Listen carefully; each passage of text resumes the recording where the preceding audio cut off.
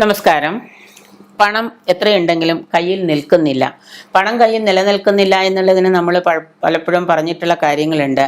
ആദ്യം തന്നെ പണം സമ്പാദിക്കാൻ തുടങ്ങുമ്പോൾ പണം നിങ്ങൾക്ക് ജോലിയിലൂടെയോ ബിസിനസ്സിലൂടെയോ പണം സമ്പാദിക്കാൻ തുടങ്ങുമ്പോൾ ആദ്യം തന്നെ ഈ പണത്തെക്കുറിച്ച്, സാമ്പത്തിക ശാസ്ത്രത്തെക്കുറിച്ച് എനിക്കായാലും നിങ്ങൾക്കായാലും നമുക്ക് എല്ലാവർക്കും ഈ സാമ്പത്തിക ശാസ്ത്രം എന്ന് പറയുന്ന പണത്തിൻ്റെ ശാസ്ത്രത്തെക്കുറിച്ച് നമുക്കൊരു അറിവുണ്ടാവണം. ഇനി നമുക്ക് പണത്തിൻ്റെ ശാസ്ത്രത്തെക്കുറിച്ച് നമുക്കൊന്നും അറിയില്ലെങ്കിൽ ഈ സാമ്പത്തിക ശാസ്ത്രം ഒക്കെ കൈകാര്യം ചെയ്യുന്ന ആരുടെയെങ്കിലും ഒരു അഡ്വൈസ് നമ്മൾ എടുക്കാം. എന്നിട്ട് നമുക്കിവിടെ അറിയാം, ചെലവ് കുറവും വരവ് കൂടുതലുണ്ടെങ്കിൽ നമ്മുടെ കയ്യിൽ പണം നിലനിൽക്കും.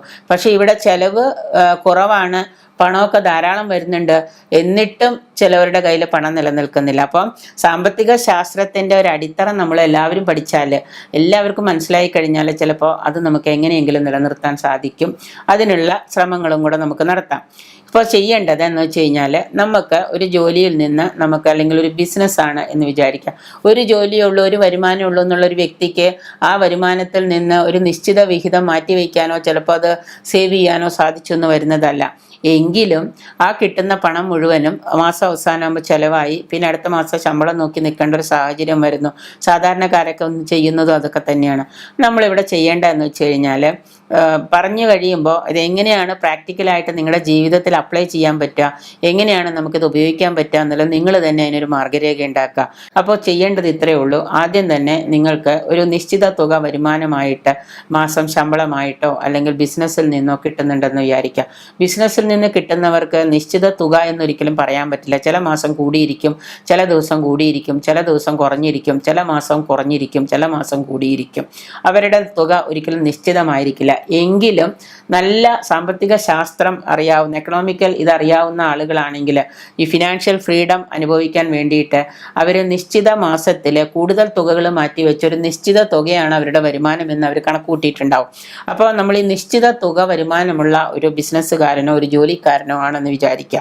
നിങ്ങൾ ചെയ്യേണ്ട എന്താണെന്ന് വെച്ച് കഴിഞ്ഞാൽ, കിട്ടുന്ന തുകയിൽ നിന്ന്, ചിലവർ പറയും ഇത് മൊത്തം ലോണാണ്, ബാങ്ക് ലോണ്, കുട്ടികളുടെ ബിസിനസ് ലോണ്, അത് ലോണ്, എഡ്യൂക്കേഷൻ ലോൺ, ഇങ്ങനെ ഒരുപാട് ലോണുകളൊക്കെ കഴിഞ്ഞ് വരുമ്പോൾ ഒന്നും കയ്യിൽ കിട്ടാനില്ല, ഈ കിട്ടുന്നത് കൊണ്ട് ഒന്നും ആവാനില്ല. അപ്പോൾ ഇപ്പുറത്തുനിന്ന് നമ്മൾ കുറേശ്ശെ കടം വാങ്ങിക്കാൻ തുടങ്ങും.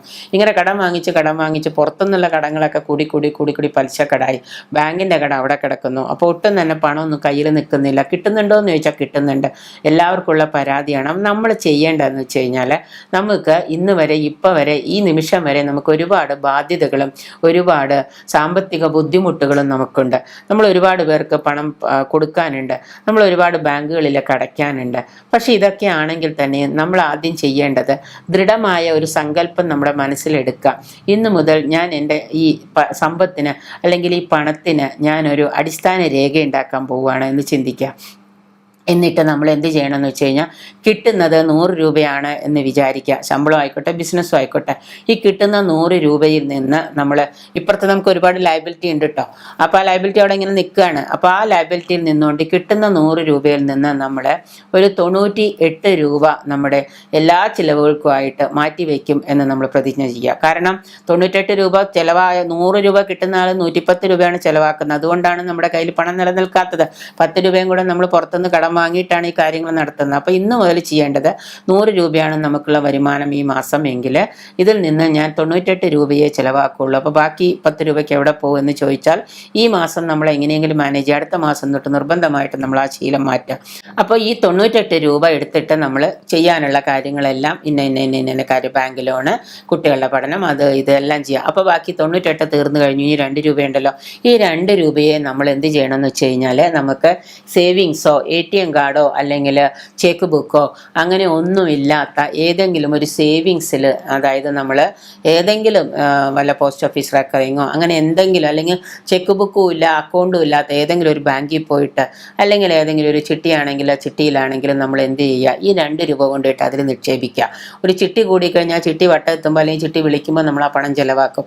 അപ്പോൾ സേവിങ്സ് ഇതൊന്നും ഇല്ലാത്ത അതിൽ കൊണ്ടിട്ട് ആ 2 രൂപ നിക്ഷേപിക്കുക.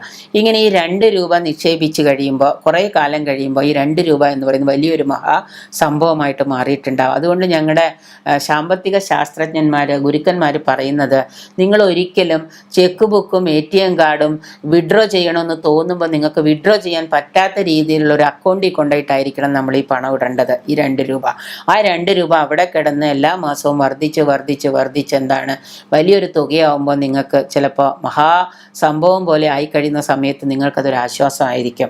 അത് അങ്ങനെ ഒരു വശം. രണ്ടാമതായിട്ട് നമ്മൾ ചെയ്യേണ്ടതെന്ന് വെച്ച് കഴിഞ്ഞാൽ, ഒരു ബുക്കും ഒരു പേനയും എടുത്തിട്ട് അത് ചുവന്ന മഷിയോ അല്ലെങ്കിൽ ഓറഞ്ച് കളറുള്ള പെന്നോ അങ്ങനെ ഏതെങ്കിലും പറയുന്നുണ്ട്, ഒരു കളർ സെറ്റ് പെന്നും കുറച്ച് പേപ്പറുകളുണ്ടെങ്കിൽ നമ്മുടെ തലവര മാറ്റാം എന്നാണ് പറയുന്നത്. അപ്പോൾ കുറച്ച് ഒരു കളറുള്ള റെഡോ അല്ലെങ്കിൽ ബ്ലാക്കോ അല്ലെങ്കിൽ ബ്ലൂ അല്ലാത്ത വേറെ ഏതെങ്കിലും ഒരു കളറുള്ള പെന്ന്, റെഡ് ആണെങ്കിൽ നല്ലത്, ഇനി ഓറഞ്ചോ അങ്ങനെ എന്തെങ്കിലും ഉള്ളൊരു പേന എടുത്തിട്ട് എല്ലാ ദിവസവും രാവിലെ ഇരുന്ന് നിങ്ങൾ എഴുതുക, എൻ്റെ കയ്യിൽ പണം നിലനിന്നതിന് നന്ദി നന്ദി നന്ദി, എൻ്റെ ബാങ്ക് ബാലൻസ് നിരന്തരം വർദ്ധിച്ചതിന് നന്ദി നന്ദി നന്ദി. എൻ്റെ ബാങ്കിൽ ഒരു പൈസ ഇല്ല കേട്ടോ, പക്ഷെ നമ്മളിവിടെ എഴുതുന്ന എന്താ, എൻ്റെ ബാങ്ക് ബാലൻസ് നിരന്തരം ദിവസം തോറും വർദ്ധിച്ചതിന് നന്ദി നന്ദി നന്ദി. അവിടെ നമ്മൾ ഗ്രാറ്റിറ്റ്യൂഡ് കൊടുക്കുന്നു. ഇനി ഒപ്പം തന്നെ എഴുതുകയാണ്, എൻ്റെ കയ്യിൽ പണം നിലനിന്നതിന് നന്ദി നന്ദി നന്ദി. അപ്പം നമ്മുടെ കയ്യിൽ വന്ന പണം 98 രൂപയും ചിലവാക്കി കഴിഞ്ഞ് ബാക്കി 2 രൂപയുണ്ട്. ഈ 2 രൂപ എടുക്കാതെ തന്നെ നമ്മുടെ ഇപ്പുറത്തെ കാര്യങ്ങൾ നമുക്ക് നടക്കുമോ എന്ന് നമുക്ക് നോക്കാം. ഇങ്ങനെ നിരന്തരമായിട്ട് നിങ്ങൾ നിങ്ങളുടെ ജീവിത ശൈലിയിൽ ഈ മാറ്റങ്ങൾ നിലനിർത്തിക്കൊണ്ടുപോവുക. എൻ്റെ കയ്യിൽ പണം നിലനിന്നതിന് നന്ദി നന്ദി നന്ദി, എൻ്റെ ബാങ്ക് ബാലൻസ് നിരന്തരം വർദ്ധിച്ചതിന് നന്ദി നന്ദി നന്ദി എന്ന് എഴുതുക. 21 ദിവസമോ 90 ദിവസമോ നിങ്ങൾ എഴുതുക. ഒരാളോട് ഞാൻ ഒരിക്കൽ പറഞ്ഞു, നിങ്ങൾ ഇന്ന കാര്യങ്ങളൊക്കെ ചെയ്യുമെന്ന് പറഞ്ഞു. പുള്ളി വലിയ കാര്യമായിട്ട് ഞാൻ കുറച്ച് അഫർമേഷൻസ് ഒക്കെ എഴുതി കൊടുത്തു. പുള്ളി ഇത് കാര്യമായിട്ട് ഈ അഫർമേഷൻസ് ഒക്കെ കൊണ്ടുപോയി കുറേ ദിവസം വീട്ടിലിരുന്ന് എഴുതി. അപ്പം അറിയാതെ ഞാനൊരു കാര്യം പറഞ്ഞു, 21 ദിവസം കൊണ്ട് നിങ്ങളുടെ ജീവിത ശൈലിയിൽ മാറ്റങ്ങൾ വരൂട്ടോ എന്ന് പറഞ്ഞു. പുള്ളി ഈ അവസാനം പറഞ്ഞ് 21 മാത്രമേ കേട്ടുള്ളൂ. അദ്ദേഹം വീട്ടിൽ പോയിട്ട് അന്ന് മുതൽ 21 ദിവസം നിരന്തരമായിട്ട് എഴുതാൻ തുടങ്ങി. ഒരുപാട് ആരോഗ്യത്തിലും സാമ്പത്തികത്തിലും അയാളുടെ സേവിങ്സിലൊക്കെ ഒരുപാട് മാറ്റങ്ങൾ വന്നു. 21 ദിവസം കഴിഞ്ഞപ്പോൾ പുള്ളി വിചാരിച്ചു ഇനി തനിയെ വന്നോളൂ എന്ന് വിചാരിച്ചു അത് അവിടെ നിർത്തി കഴിഞ്ഞപ്പോൾ പുള്ളിയുടെ കയ്യിൽ അന്ന് വരെ ഉണ്ടായിരുന്ന കാര്യങ്ങളിൽ ചില വ്യത്യാസങ്ങൾ കണ്ടു തുടങ്ങി. അപ്പോൾ പുള്ളി വിചാരിച്ചു ഇത് എന്ന് നിലനിൽക്കുമെന്ന് വിചാരിച്ചു.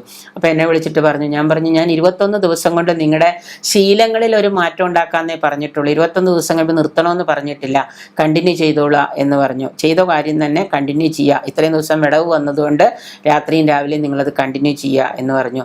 കണ്ടിന്യൂ ചെയ്യാൻ തുടങ്ങി. അങ്ങനെ ഒരുപാട് മാറ്റങ്ങൾ വന്നിട്ടുണ്ട്. ഇനി മാറ്റങ്ങൾ വന്നവർ ഇത് കേൾക്കുമ്പോൾ മിണ്ടാണ്ടിരിക്കും. മാറ്റങ്ങൾ വരാത്തവരും ഇത് ചെയ്യാത്തവരും ചിലപ്പോൾ ഇത് കേൾക്കുമ്പോൾ നേരത്തെ പറഞ്ഞ പോലെ കർമ്മം ചെയ്യണം എന്ന് പറയും. കർമ്മവും ചെയ്യണം.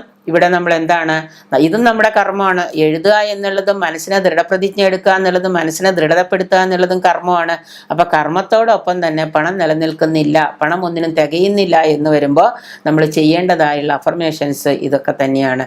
ഇങ്ങനെ കുറേ കാര്യങ്ങൾ നമ്മുടെ ജീവിതത്തിൽ നിരന്തരം നമ്മൾ സ്ഥിരമായിട്ട് പ്രാക്ടീസ് ചെയ്യാൻ തുടങ്ങിക്കഴിഞ്ഞാൽ, സ്ഥിരമായിട്ട് ജീവിതത്തിൽ മാറ്റങ്ങൾ വരുത്താൻ തുടങ്ങിക്കഴിഞ്ഞാൽ, കുറേ കാലം കഴിയുമ്പോൾ ചിലപ്പോൾ നമ്മൾ അറിയാതെ പോലും തിരിഞ്ഞു നോക്കുന്ന സമയത്ത് നമ്മുടെ ജീവിതത്തിൽ ഈ പറയുന്ന കാര്യങ്ങളൊക്കെ ആയിരിക്കും നമ്മുടെ ജീവിതത്തിൽ നമുക്ക് എന്താണ് മുതൽക്കൂട്ടായിട്ടുണ്ടാവുക. അപ്പോൾ അതുകൊണ്ട് പണം നിലനിൽക്കുന്നില്ല എന്ന് പറയുന്ന ആളുകൾ ഇന്ന് മുതൽ ഇപ്പം മുതൽ എൻ്റെ കയ്യിൽ പണം നിലനിന്നതിന് നന്ദി നന്ദി നന്ദി, എൻ്റെ ബാങ്ക് ബാലൻസ് നിരന്തരമായിട്ട് ദിവസം തോറും വർദ്ധിച്ചതിന് നന്ദി നന്ദി നന്ദി എന്നുള്ള 2 അഫർമേഷൻസ് നിരന്തരമായിട്ട് എഴുതുക. ഒരു ചന്ദ്രമാസക്കാലമോ 3 മാസക്കാലമോ 90 ദിവസമൊക്കെ നിങ്ങളിത് എഴുതുക. നിങ്ങളുടെ കയ്യിൽ പണം നിലനിൽക്കാൻ തുടങ്ങും. ക്രെഡിറ്റ് കാർഡുകളോ മറ്റ് കാർഡുകളോ ഒക്കെ ഉണ്ടെങ്കിൽ ആ കാർഡുകളൊക്കെ പേഴ്സിൽ നിന്ന് എടുത്ത് മാറ്റി വയ്ക്കുക. നല്ലൊരു പേഴ്സ് വാങ്ങിക്കുക. സ്ത്രീകളായാലും പുരുഷന്മാരായാലും നല്ലൊരു റെഡ് കളർ പേഴ്സ് വാങ്ങിക്കുക. ഇനി റെഡ് കളർ കിട്ടിയില്ലെങ്കിൽ അത് മാച്ച് ചെയ്യുന്ന ഏതെങ്കിലും നല്ലൊരു കളർ പേഴ്സ് വാങ്ങിക്കുക. പേഴ്സ് വാങ്ങിച്ചിട്ട് ആ പേഴ്സിൽ നിങ്ങളുടെ കയ്യിലുള്ള 10 രൂപയാണെങ്കിലും 100 രൂപയാണെങ്കിലും ആ നോട്ട് നിവർത്തി വയ്ക്കുക. ആ നോട്ട് നിവർത്തി നല്ല ഭംഗിയായിട്ട് അതിനെ നിവർത്തി വയ്ക്കുക. മടക്കി ഓടിച്ച് പിരിച്ച് പീച്ചിക്കൂട്ടി പേഴ്സിലിടാതെ നിവർത്തി വയ്ക്കുക. ആ നോട്ട് നിവർത്തി വെച്ചിട്ട് എല്ലാ ദിവസവും രാവിലെ നിങ്ങൾ എഴുന്നേറ്റ ഉടനെ ആ പേഴ്സ് തുറന്ന് ആ നോട്ടൊന്ന് എടുത്ത് നോക്കുക. എടുത്ത് നോക്കിയിട്ട് പറയാം, thank you, thank you, thank you. ഈ പണം എൻ്റെ കയ്യിൽ നിലനിന്നതിന് thank you, thank you, thank you. ആ രാത്രി അതുപോലെ കിടക്കാൻ പോകുന്ന സമയത്ത് ആ പണം ഒന്ന് എടുത്ത് നോക്കുക, ആ നോട്ടൊന്ന് എടുത്ത് നോക്കുക, ഒന്ന് നല്ലതുപോലെ ഒന്ന് മണത്തൊക്കെ നോക്കുക. നോട്ടിനൊരു മണം ഉണ്ടല്ലോ, നല്ലതുപോലെ ഒന്ന് സ്മെല്ല് ചെയ്ത് നോക്കുക. എന്നിട്ടത് വീണ്ടും പേഴ്സിൽ വയ്ക്കുക. Thank you, thank you, thank you. ഈ പണം ഇരട്ടിയായി നാളെ എൻ്റെ കയ്യിലേക്ക് തിരിച്ചു വരട്ടെ. Thank you, thank you, thank U എന്ന് പറഞ്ഞിട്ട് പണം സൂക്ഷിക്കുന്ന സേഫ് ഉണ്ടെങ്കിൽ അവിടെ കൊണ്ടുവയ്ക്കുക പേഴ്സ്. അല്ലെങ്കിൽ വേറെ ഏതെങ്കിലും പൂജാമുറിയിലോ മറ്റോ നിങ്ങൾ എവിടെയെങ്കിലും സൂക്ഷിച്ച് വയ്ക്കുന്ന സ്ഥലം ഉണ്ടെങ്കിൽ അവിടെ കൊണ്ടുവയ്ക്കുക. അങ്ങനെ നിങ്ങൾ കൊണ്ടുവച്ചിട്ട് പോയി കിടന്നുറങ്ങാൻ നോക്കുക. പണം നിങ്ങളുടെ ഇരട്ടിയായി നിങ്ങളുടെ കയ്യിലേക്ക് വരുന്നത്, നിങ്ങളുടെ പണം കയ്യിൽ നിലനിൽക്കുന്നതും നിങ്ങൾക്കൊരു സാഹചര്യത്തിൽ മനസ്സിലാക്കാൻ പറ്റും.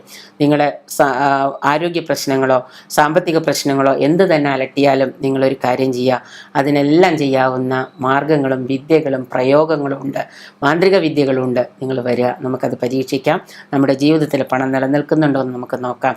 ഒരു പരീക്ഷണമായിട്ടല്ല, നമ്മളെ തന്നെ വിശ്വസിച്ച് നമ്മൾ ഇതെല്ലാം ചെയ്യാൻ ശ്രമിച്ചാൽ തീർച്ചയായിട്ടും നമ്മുടെ കയ്യിൽ പണം നിലനിൽക്കാൻ തുടങ്ങും.